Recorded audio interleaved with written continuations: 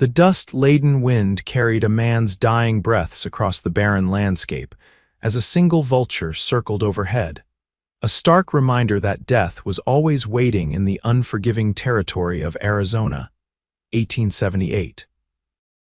Owen Tucker knew he wouldn't last another day without help, his blood seeping into the parched earth beneath him. The stagecoach robbery had gone terribly wrong.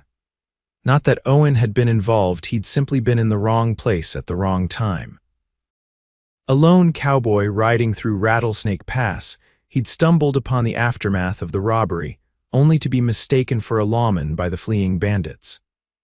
They'd shot him twice, once in the shoulder, once in his side, and left him for dead beside the trail, taking his horse and supplies.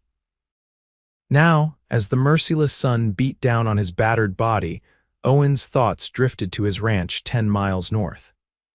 He'd worked 3 years to build something from nothing, and this was how it would end, bleeding out beside a lonely trail with no one to mourn him but the circling scavengers.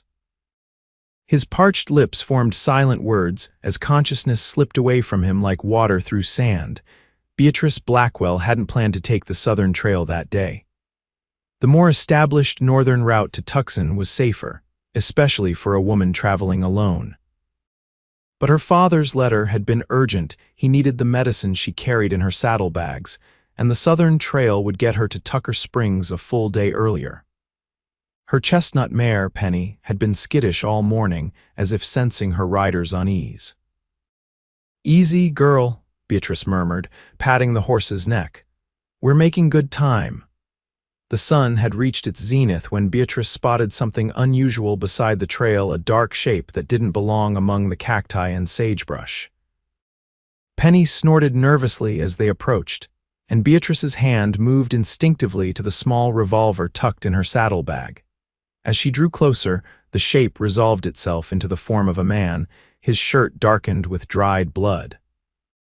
He lay motionless in the dust, and at first glance Beatrice thought she'd stumbled upon a corpse. But then she saw the faint rise and fall of his chest, and her heart leaped. "Hello," she called, approaching cautiously. "Sir, can you hear me?"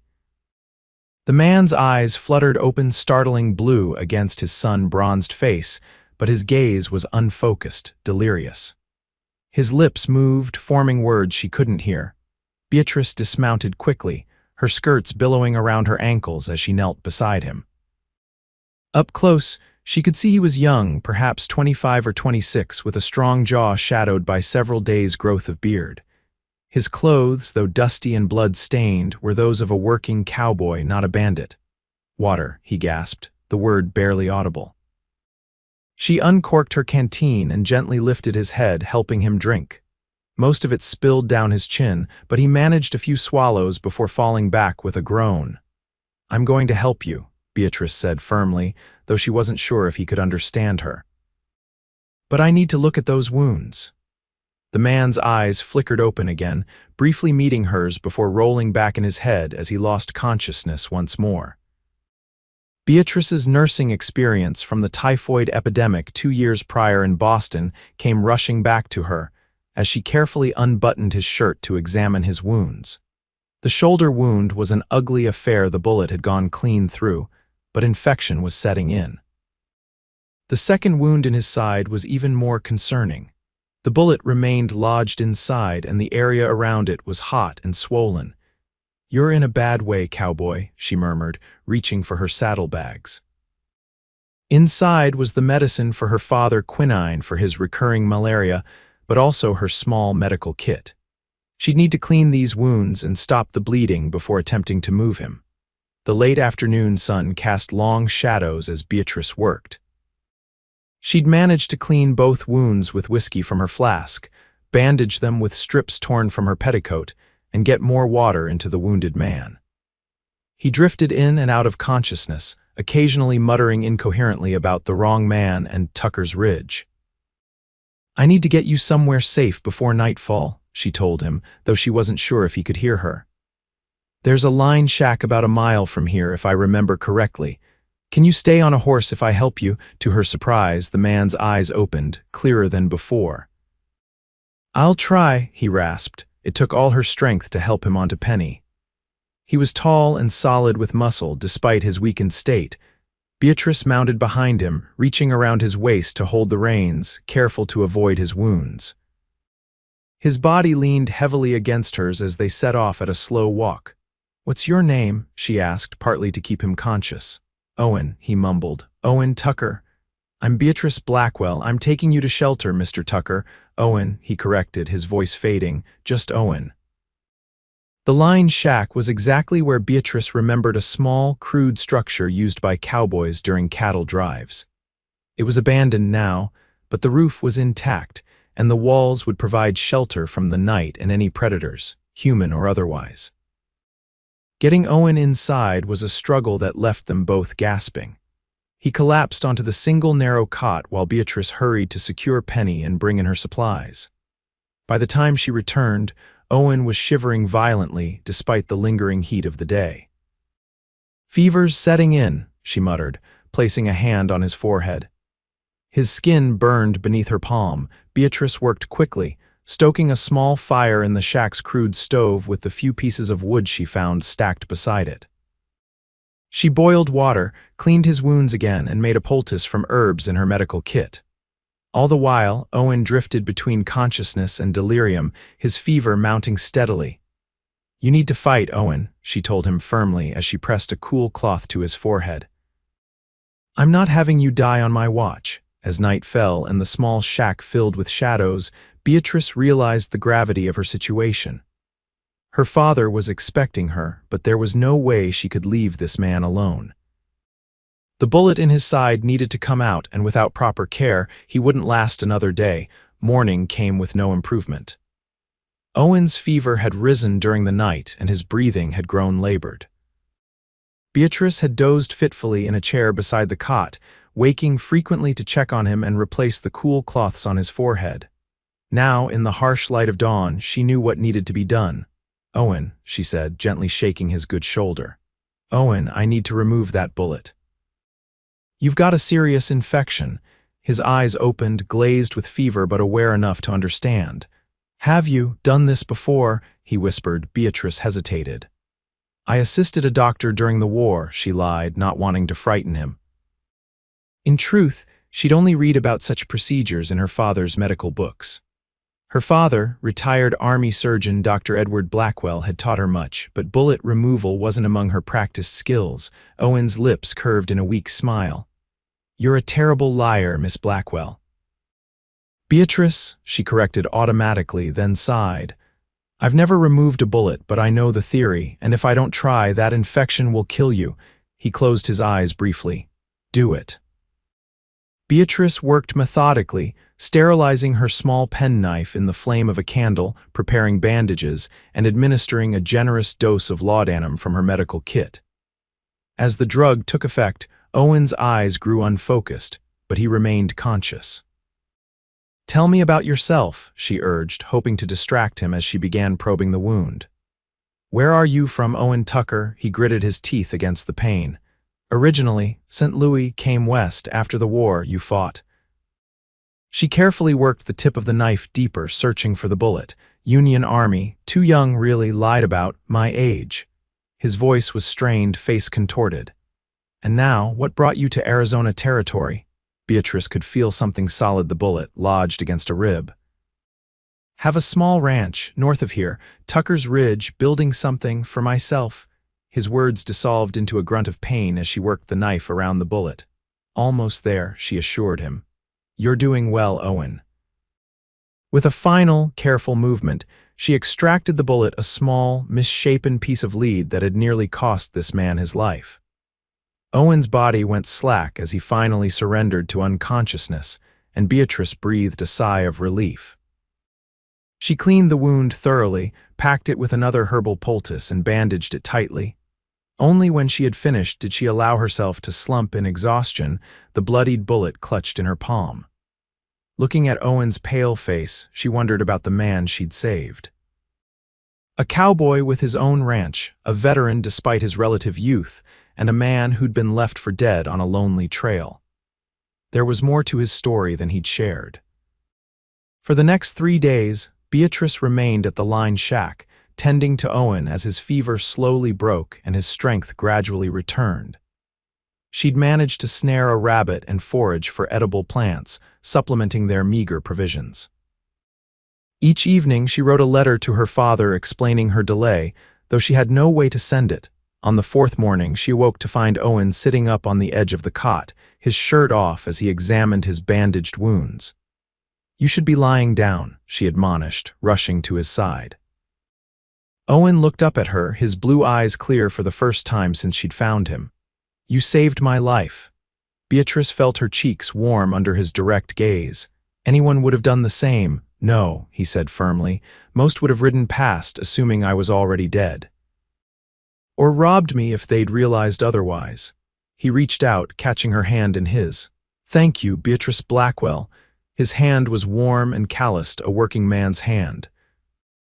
Beatrice was suddenly acutely aware of his state of undress, of the lean muscles of his chest and the light dusting of hair that narrowed down to disappear beneath the waistband of his pants.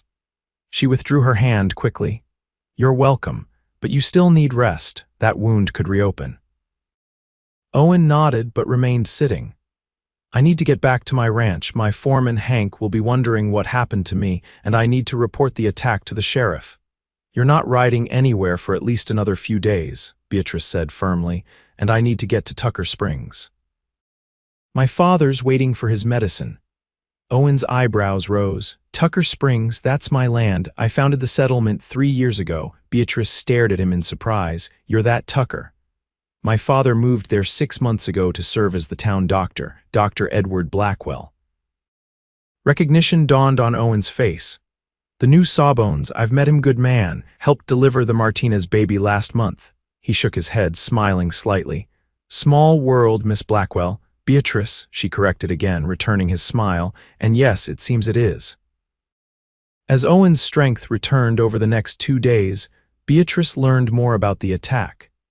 He'd been returning from Tucson after selling cattle when he came across the aftermath of a stagecoach robbery near Rattlesnake Pass. 3 men were standing over the driver's body, Owen explained as they shared a simple stew. "I recognized one of them, Cal Delaney, a notorious outlaw in these parts. They saw me before I could retreat, assumed I was a lawman or a witness they couldn't leave alive." "They shot you and left you for dead," Beatrice concluded. Owen nodded grimly. "Took my horse, my supplies, even my boots. Probably would have taken my life too if they'd been better shots." His expression darkened. "They need to be brought to justice. That driver had a family in Tucson." "Is that why you were mumbling about being the wrong man in your delirium?" Beatrice asked. Surprise flickered across Owen's face. "I don't remember that, but yes, they mistook me for someone else, a threat to them." Beatrice studied him thoughtfully. There was a determined set to his jaw that suggested this wasn't over, that once he was healed, he'd be pursuing these men. "My father needs his medicine," she said, changing the subject, "and you need proper medical attention. Do you think you can travel tomorrow?" Owen tested his shoulder, rotating it carefully. "Yes, it's sore but manageable, and we need to get you to your father." They set out at dawn the next day. With no second horse, they rode double on Penny, Owen seated behind Beatrice despite his protests that it should be the other way around. "You're injured," she'd pointed out, "and I know the way." The arrangement meant that Owen had to hold onto Beatrice's waist as they rode, his chest occasionally pressing against her back when the terrain grew rough.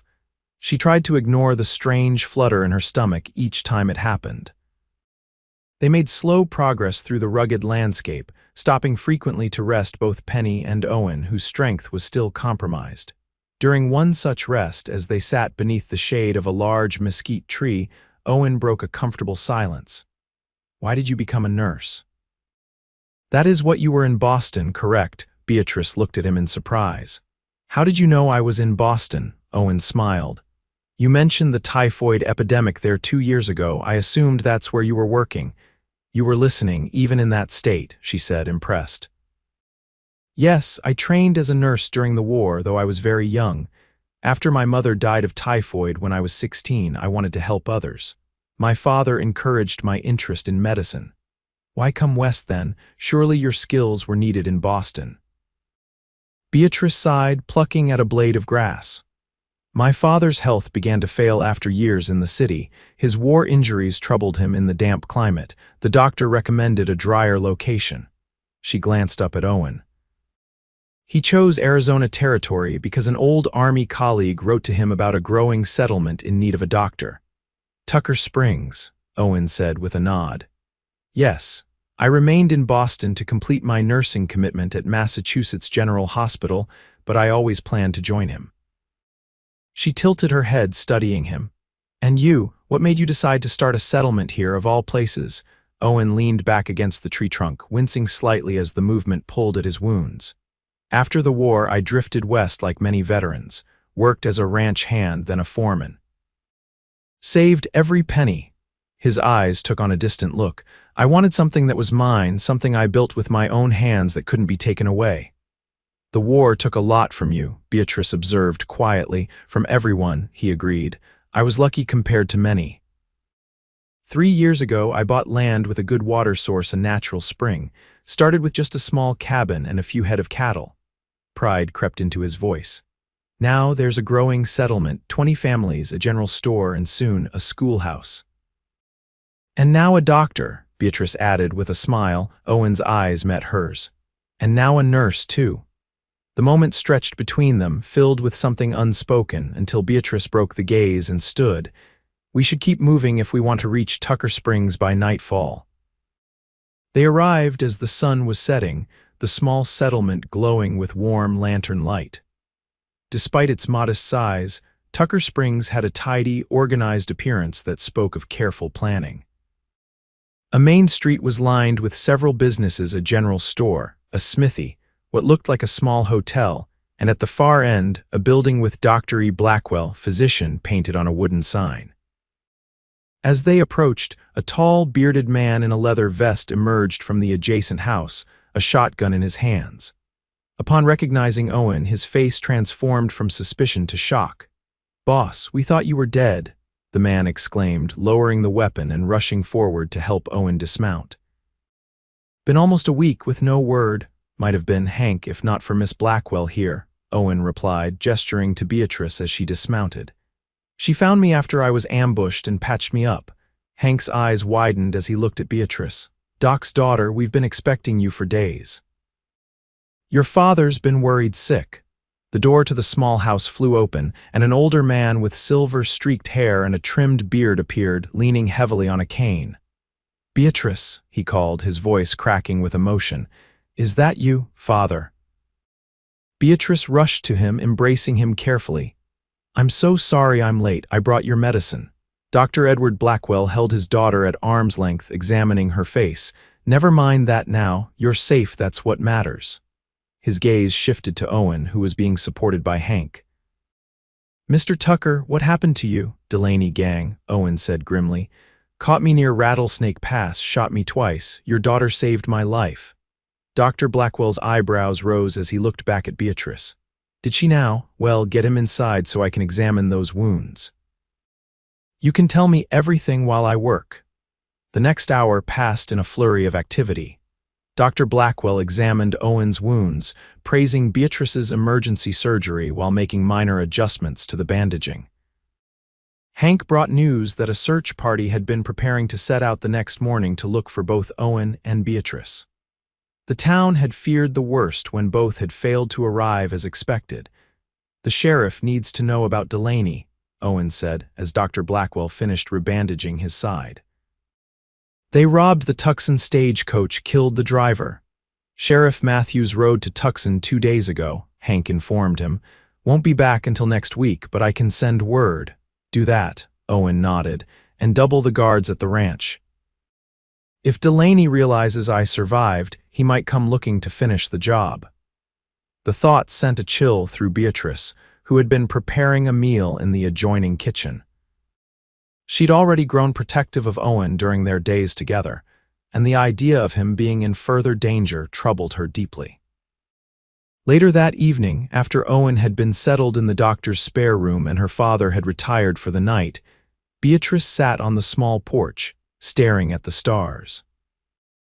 The events of the past week swirled in her mind, finding Owen, nursing him back to health, the strange connection that had formed between them. The sound of the door opening behind her broke her reverie. Owen stepped out, moving stiffly but looking stronger than he had earlier. "You should be resting," she admonished gently. "I've rested enough," he replied, carefully lowering himself onto the bench beside her. "Your father gave me a clean bill of health, more or less, said I should thank you for your skilled care." Beatrice smiled. High praise from him. They sat in comfortable silence for a moment, the night sounds of the desert surrounding them. "What happens now?" Owen asked finally. "You came to stay with your father. Yes, he needs help with his practice," and she hesitated. "I was ready for a change." Boston held too many difficult memories after the epidemic. Owen nodded, understanding in his eyes. "Tucker Springs could use a skilled nurse. We're growing fast." He gestured to a building under construction across the street. "That'll be our new schoolhouse. Already have 15 children in town." "It's a good thing you're building," Beatrice observed. "A town needs education." "A town needs many things," Owen said, turning to face her. "Things I'm trying to provide: safety, opportunity." His eyes held hers. "A future." The intensity of his gaze made Beatrice's heart quicken. "You've accomplished much in 3 years. I've only just begun." There was determination in his voice, a vision that extended far beyond the present. "This place can become something special. The right people are what make a community thrive. People like my father." Beatrice asked with a small smile. "People like you," Owen replied simply.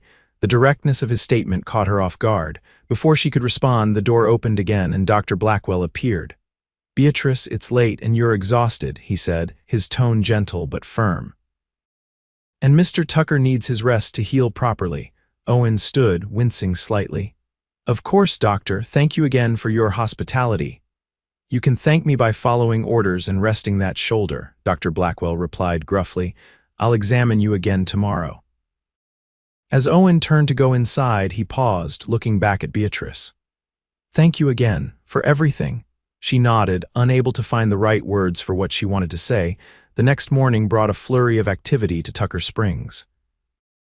Word had spread of Owen's return and Beatrice's arrival, bringing a steady stream of visitors to the doctor's house. Women brought baked goods and casseroles, ostensibly to welcome Beatrice, but clearly curious about the dramatic rescue story.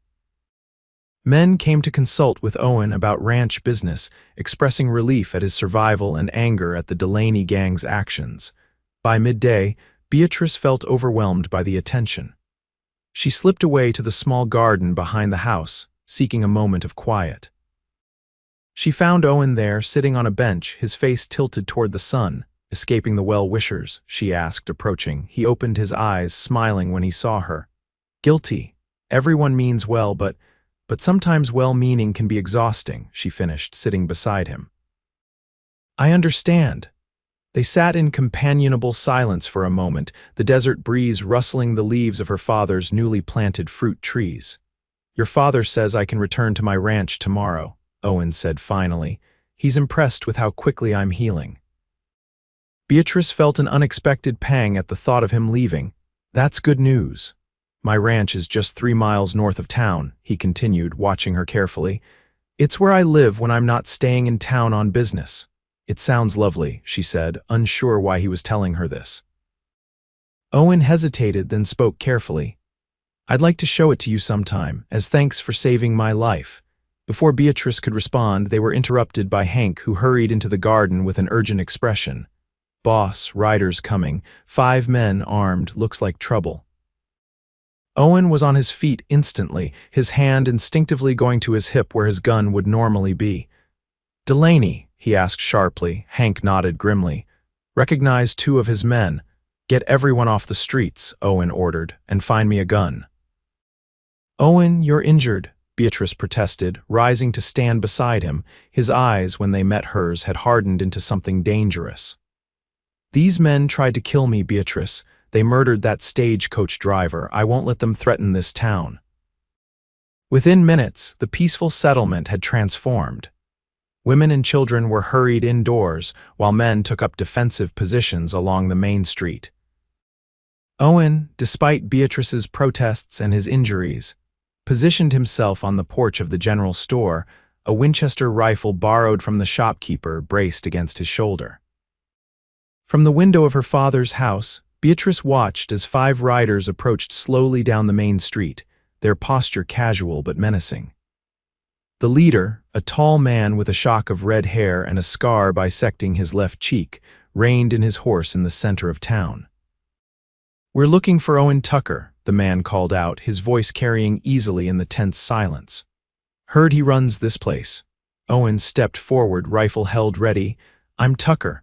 What business do you have here, Delaney?" The red-haired man's eyes widened slightly in surprise. "Well, I'll be damned. You're a hard man to kill, Tucker," he grinned, revealing a gold tooth. "We thought we'd left you to feed the vultures." "Sorry to disappoint," Owen replied coldly. "Now state your business and leave. You're not welcome in Tucker Springs." Delaney laughed, the sound ugly in the quiet street. "That's not very hospitable. We just came to check on a rumor that you'd survived our little encounter." His eyes narrowed. "And to finish what we started." Beatrice felt her breath catch in her throat. The 5 outlaws were heavily armed, while the townspeople, though determined, were mostly ranchers and shopkeepers. Owen was still weak from his injuries. "You murdered that stagecoach driver," Owen said, loud enough for everyone to hear, "and you tried to murder me." "The law's already after you, Delaney. Leave now, or you won't leave at all." Tension crackled in the air as the 2 men stared at each other. Then, slowly, Delaney's hand drifted toward his holster. The first shot came not from Owen or Delaney, but from the roof of the smithy where Hank had positioned himself. The bullet kicked up dirt at the feet of Delaney's horse, causing the animal to rear in panic. In an instant, the street erupted in gunfire. Beatrice's medical training took over. Grabbing her father's medical bag, she rushed to the back door, intending to reach the stables where she could treat any wounded. Her father called after her, but his voice was lost in the cacophony of gunshots and shouting. As she rounded the corner of the house, she came face to face with one of Delaney's men, a wiry, unshaven outlaw who had clearly been trying to flank the defenders. His eyes widened in surprise, then narrowed with cruel intent as he raised his pistol. "Well, what have we here?" he sneered. Before he could fire, a shot rang out and the outlaw crumpled to the ground, revealing Owen standing 20 yards away, his rifle still raised, smoke curling from the barrel. "Get back inside," he shouted to her, his face a mask of determination and fear she realized for her safety. The gunfight lasted less than 10 minutes. When it was over, 2 of Delaney's men lay dead and a third was badly wounded. Delaney himself and his remaining companion had fled, pursued by several mounted townsmen. The town had suffered as well. The general store's front window was shattered, and 2 men had been injured, though not critically. Beatrice worked alongside her father, treating the wounded, her hands steady despite the chaos of the past hour. When she finally had a moment to look for Owen, she found him sitting on the steps of the hotel, his face pale with exhaustion, a fresh bloodstain spreading across his bandaged shoulder where his wound had reopened. "You shouldn't have fought," she scolded, kneeling before him to examine the wound. "You've torn your stitches." "I had no choice," he replied, wincing as she peeled back the bandage. "This is my town. These are my people." The possessive pride in his voice touched something in Beatrice. This was a man who had built something from nothing, who protected what was his with fierce determination. "Hold still," she instructed, cleaning the reopened wound. "I'll need to restitch this." As she worked, Owen watched her face, seemingly impervious to the pain. "You were incredible today," he said quietly. "Not many women or men, for that matter, would have kept their composure in the face of gunfire." "I've seen worse," she replied, concentrating on her stitches. "Field hospitals during the war were hell on earth." "You're remarkable, Beatrice Blackwell," Owen said, his voice so sincere that she had to look up, meeting his intense gaze. Something passed between them in that moment, an understanding, a recognition of kindred spirits. 2 people who had seen darkness but chosen to create light. The pursuit party returned at dusk, tired and dusty, but reporting that Delaney and his remaining man had fled into the mountains. The wounded outlaw, after receiving treatment for his injuries, had been locked in the town's small jail to await the sheriff's return. That evening, the town gathered at the hotel's small dining room, which had been hastily converted into a meeting space. Owen, despite his reopened wound and Beatrice's stern medical advice, insisted on addressing everyone. "Today, we faced a threat together," he began, his voice strong despite his pallor. "And we prevailed because we stood as one community. That's what Tucker Springs is about, people looking out for one another." Murmurs of agreement rippled through the crowd. "Delaney and his kind prey on those they perceive as weak or isolated," Owen continued. "But we've shown them that we are neither. We're strong because we're united." As he spoke, his eyes found Beatrice where she stood beside her father at the back of the room. Something in his gaze made her heart beat faster. "Sometimes salvation comes from unexpected places," he said, still looking at her. "A stranger's kindness on a lonely trail, a skilled hand in a moment of need. We survive because we help each other." The townsfolk nodded and murmured their agreement, many glancing between Owen and Beatrice with knowing expressions. "Delaney may return," Owen acknowledged, addressing the room again.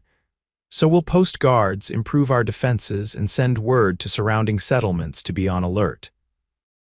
But we will not live in fear. We'll continue building our community, our future." As the meeting concluded and people began to disperse, Owen made his way to where Beatrice stood. "That was an inspiring speech," she said, "though you should be resting, not rallying the troops." Owen smiled, the weariness evident in his face but his eyes bright with purpose. "There'll be time for rest later. Tonight was important." Her father cleared his throat. "I'll leave you two young people to talk. I need to check on Mrs. Thompson's baby anyway." With a knowing look that made Beatrice blush, he limped away.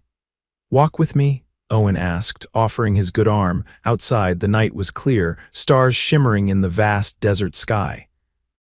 They strolled slowly, mindful of Owen's injuries, toward the edge of town where the buildings gave way to open land. "I meant what I said in there," Owen said after a comfortable silence. "About salvation coming from unexpected places." He stopped, turning to face her. "You saved more than my life, Beatrice. You reminded me why I'm building this town in the first place, for connections, for a future worth fighting for." Beatrice's breath caught at the intensity in his voice. "I only did what anyone would have done." "No," he shook his head. "What you did finding a half-dead stranger, treating his wounds, protecting him, that's extraordinary. You're extraordinary." Before she could respond, he continued, his words coming faster now. "I know we've only known each other a week. I know this is forward of me. But I felt something between us from the moment I opened my eyes and saw you leaning over me on that trail, and I think I hope you feel it too." Beatrice's heart hammered in her chest. The connection she'd felt with Owen was unlike anything she'd experienced before. But was it real or just the intensity of their circumstances? "Owen," she began carefully. "What we've been through together, it's the kind of experience that creates strong bonds. But how do we know it's more than that, more than gratitude on your part or concern on mine?" He smiled, taking her hand in his. "We don't know yet. That's why I'm asking for a chance to find out." His thumb traced gentle circles on her palm. "Stay in Tucker Springs, work with your father, get to know the town, the people." His eyes held hers. "Get to know me, beyond the wounded cowboy you saved." The sincerity in his voice touched her deeply. "I did plan to stay," she said softly. "Father needs me, and the town needs you," Owen added. "Your skills, your compassion." He hesitated, then added quietly, "And I find that I need you too, though I have no right to say so yet." Beatrice felt a flush rise to her cheeks. "You're very direct, Mr. Tucker." "Life's too short for anything else," he replied seriously. "I learned that lying half dead beside that trail, thinking of all I hadn't done, hadn't said." His hand tightened around hers. "I won't make that mistake again."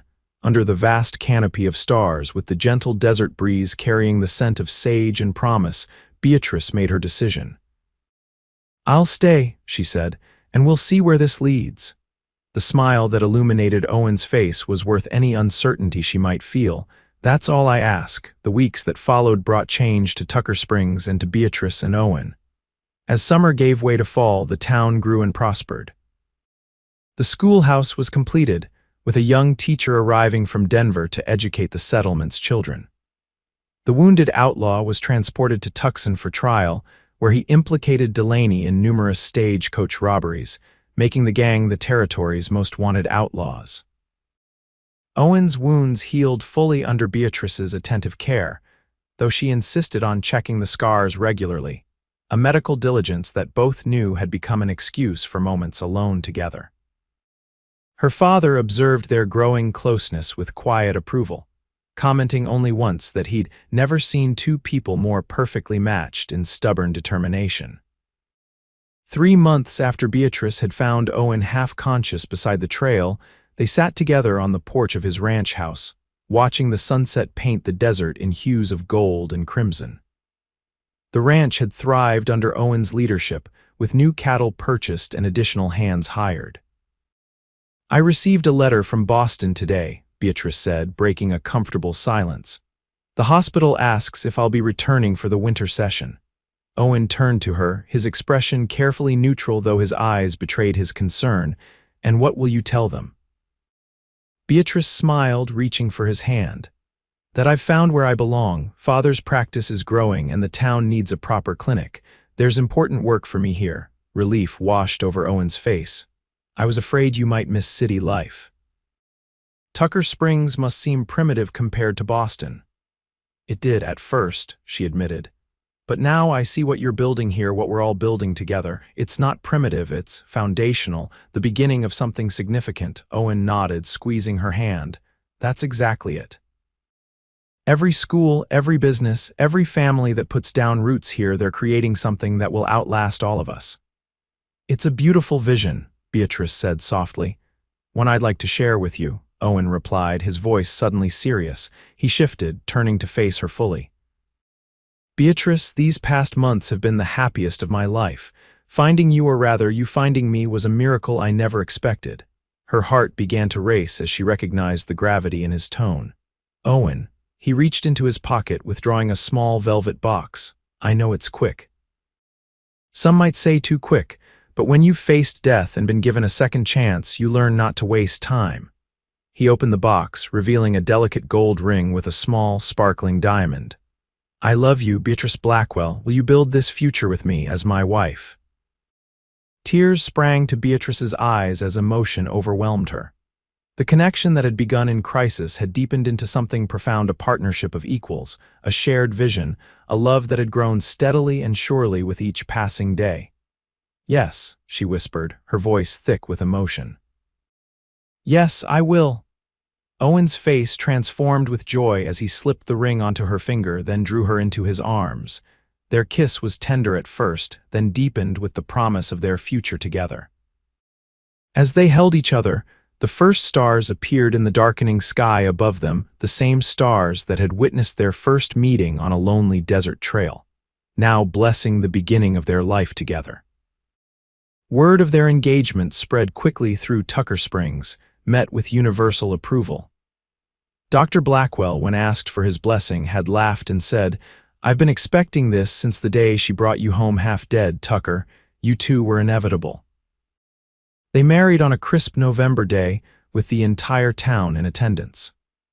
The ceremony was held outside the newly completed church, with fall wildflowers decorating the simple wooden archway beneath which they exchanged vows. Beatrice wore a cream-colored silk dress ordered from Tucson, with a crown of desert flowers in her hair. Owen, standing tall and strong with no trace of his injuries visible, couldn't take his eyes off her as she walked toward him on her father's arm. Their vows, written by themselves, spoke of finding each other against all odds, of building something lasting together, of a love born in crisis but destined for permanence. There wasn't a dry eye in the gathering when they sealed their promises with a kiss. The celebration afterward lasted well into the night, with music, dancing, and enough food to feed twice the town's population. As the evening waned, Owen took Beatrice's hand and led her away from the festivities, toward 2 horses saddled and waiting. "Where are we going?" she asked, laughing as he helped her mount. "I have a surprise," he replied with a mysterious smile. "Not far." They rode in the moonlight for about a mile, coming to a rise overlooking a small valley. There, bathed in silver moonlight, stood a new structure, a handsome two-story house with a wide porch wrapping around it. "Owen," Beatrice breathed, dismounting to get a better view. "What is this?" He came to stand beside her, his arms slipping around her waist. "Our home. I've been building it secretly for months with help from half the town." Pride tinged his voice. "It's on the boundary between the ranch and town, so you can easily reach your father's practice, but we'll have privacy too." Tears filled Beatrice's eyes as she took in the details: the carefully crafted woodwork, the large windows, the chimney promising warmth in winter. "There's a room for your father when he visits," Owen continued, "and plenty of space for our family when the time comes." A hint of uncertainty crept into his voice. "Do you like it?" Beatrice turned to him, her heart so full she could barely speak. "It's perfect," she whispered. "Absolutely perfect." His smile returned, brilliant in the moonlight. "Let me show you inside, Mrs. Tucker." The house was even more beautiful within polished wood floors, a stone fireplace, furniture crafted by the town's carpenter. Owen had thought of everything, from a spacious kitchen to a small room he'd designated as Beatrice's medical office, where she could see patients who couldn't make it to town. "How did you manage all this without me knowing?" she asked in wonder as he showed her the upstairs, including a master bedroom with a large window facing east to catch the sunrise. "It wasn't easy," he admitted with a laugh. "Everyone was sworn to secrecy. Your father was in on it from the start. He helped design the medical office."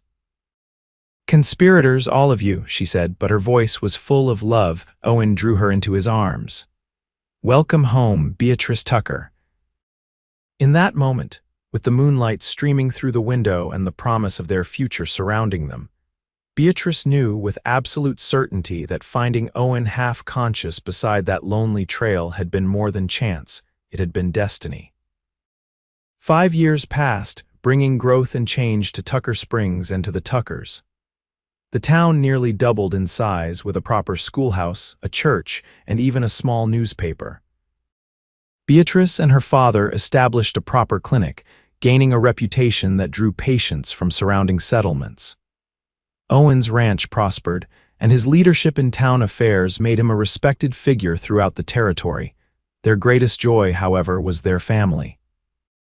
Twin daughters, Sarah and Emma, born a year after their marriage, filled their home with laughter and energy. A son, James, followed 2 years later, his serious nature a contrast to his sister's exuberance. The home Owen had built became the heart of their busy, fulfilling lives. On the 5th anniversary of their wedding, Owen arranged a special surprise. While Dr. Blackwell watched the children, he took Beatrice on a ride to a familiar location, the Line Shack, where she had nursed him back to health after finding him on the trail. "It looks exactly the same," Beatrice marveled as they approached the small structure. "I'd have thought it would have collapsed by now." "I've had it maintained," Owen admitted. "Come inside." The interior had been transformed. Clean, simple furnishings had replaced the crude cot and table. Fresh flowers stood in a vase on a small dining table set with a white cloth and 2-place settings. A bottle of wine chilled in a bucket. "Owen," Beatrice breathed, turning to him in wonder. "You did all this?" He smiled, drawing her into his arms. "This place is sacred to me. It's where you saved my life, where we began." He kissed her softly. "I wanted to honor that beginning on our anniversary." As they shared the meal he'd arranged to have prepared and delivered earlier, they reminisced about those first difficult days, his fever, her determination, the connection that had formed between them despite the dire circumstances. "Would you have believed back then that we'd be here now?" Owen asked, refilling her wine glass. "That we'd have 3 beautiful children, a thriving town, everything we've built together." Beatrice considered the question seriously. "I think even then I sensed something special between us. But the scope of it, the life we've created, no, I couldn't have imagined all this." She reached across the table, taking his hand. "It's beyond anything I could have dreamed." Owen's eyes, still that same striking blue that had captivated her when they first opened on the trail, held hers with deep emotion. "You changed everything for me, Beatrice. Finding me, saving me, it was just the beginning of how you've transformed my life." "We transformed each other's lives," she corrected gently. "That's what love does." Later, as they rode back toward town in the golden light of late afternoon, Beatrice felt a profound contentment. The harsh, dangerous territory that had nearly claimed Owen's life had become home, a place of community, family, and purpose. As they crested the hill overlooking Tucker Springs, they paused to take in the view. The town spread before them, smoke rising from chimneys, children playing in the schoolyard, people going about their business with purpose and security. "It's beautiful," Beatrice said softly. Owen nodded, pride evident in his expression. "It is, and it's just the beginning." He turned to her, his face lit with the same determination and vision she'd first seen years ago. "There's so much more we'll build together." With the setting sun casting long shadows across the land they'd come to love, Beatrice and Owen rode side by side toward home, their future stretching before them as vast and promising as the western horizon.